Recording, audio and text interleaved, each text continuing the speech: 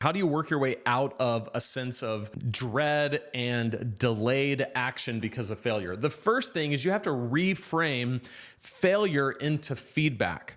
In other words, instead of looking at it like a pass fail situation, I make this piece of content, nobody watches it, therefore I failed. Instead of thinking that way, you think, I made this piece of content and nobody watched it. That's a piece of feedback. Why did they not watch it?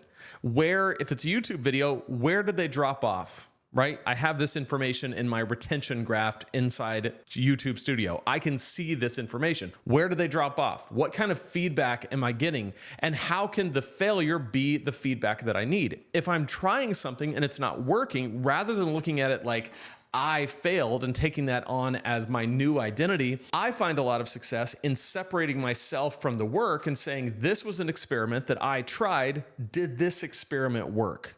Or did it not? And if it didn't, that's a piece of feedback that I can use for the future. Now, one way to overcome this fear is to pick one small, low risk way to test your idea. So maybe instead of building a gigantic course that is going to take months for you to build, you build a mini course that you can do in a couple of weeks.